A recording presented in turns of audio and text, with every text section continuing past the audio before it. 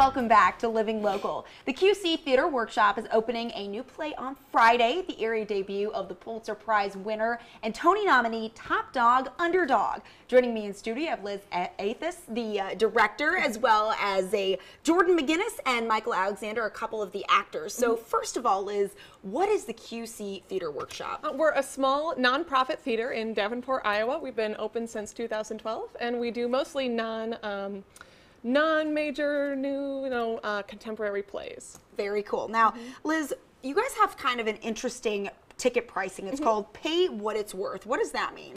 So when we were founded in 2012, we thought, wouldn't it be great if you could pay whatever you wanted for a show? So what happens is you make a reservation, you come see our show, you enjoy it, and then you pay whatever you want to on your way out. So that means that no matter what is in your pocket, you can pay whatever you have on you maybe at the time or whatever you can afford. Or if you really, really love the show and you want to see us do more work like that, you can give more.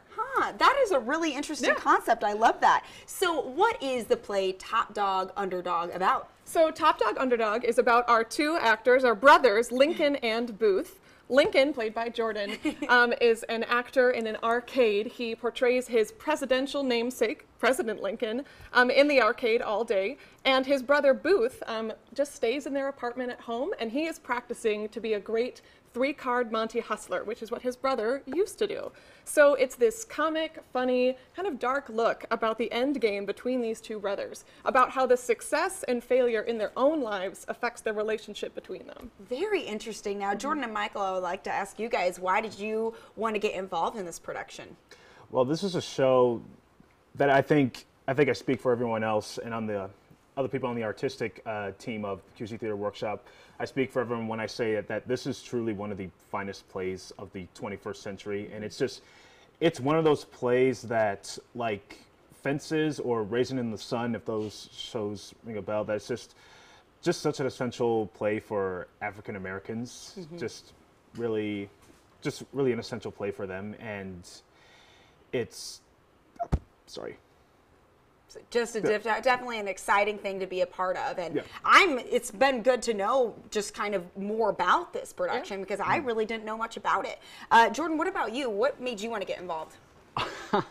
Back in 2013, 2014, when I started college at Ambrose, I decided that I really wanted to do African American plays, but it's very difficult in our community because I don't know very many African American actors.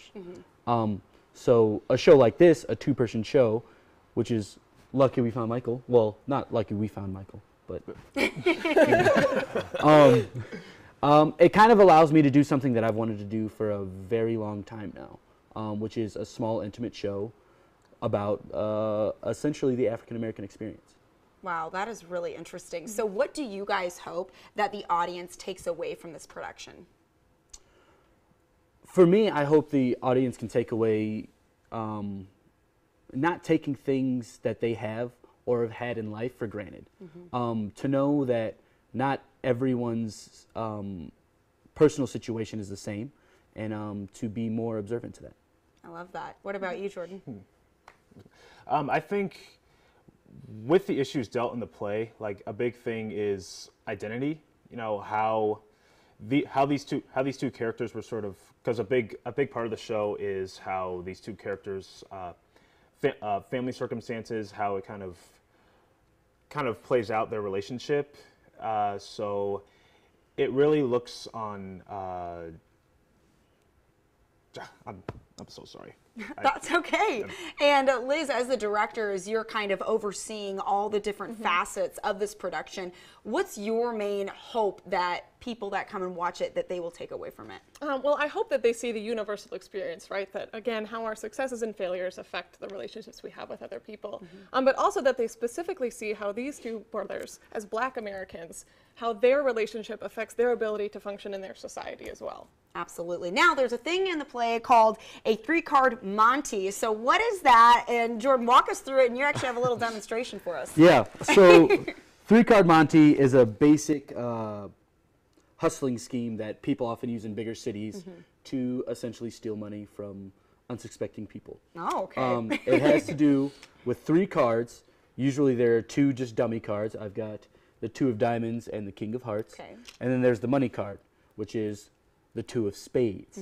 So what happens is the 3-card Monty, hustler, or the dealer, which is, I guess, me for now, simply does this.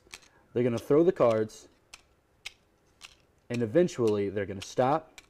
They're going to say, where's the deuce of spades? Okay. Right there. No, it is not. Did I do it wrong? I'm confused. So we'll try it a little bit slower. Okay. So you see where the cards yes, are, I right? see where it's at now. So you're throwing them. Okay.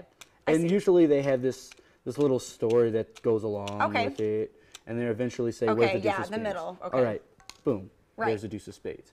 And eventually they'll be like, all right, how about you throw, let's say, $40 down. Okay. Like, okay.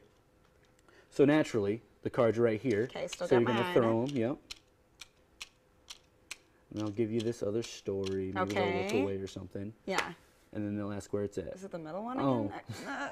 You are better than I am. Oh! So- So how did you scheme me? How are you going to scheme me? Oh, I have to I'm wait for it. sorry. Okay. I'm sorry. Getting ahead of myself. So usually there's a quicker throw at the Yeah. beginning. So you're so used to this bottom card being thrown, right? Yes. That then they throw this top card. But you're so used to that first card being the 2 of spades. So you watch this card thinking it's the 2 of spades. So eventually they say, where's the 2 of spades? You're going to assume it's right here when it's right there. And so they get schemed out of money. I see. Well, Can't do it too hard because there's no money on the line. right. I understand. Well, thank you guys so much for giving me some more insight about this production and the QC Theater Workshop. We really enjoyed having you on the show today. And that is going to be happening November 8th through the 18th. You can make a reservation at qctheaterworkshop.org or by phone at 563-823-8893. We'll also have those details posted on ourquadcities.com. Stick around, more Living Local is next.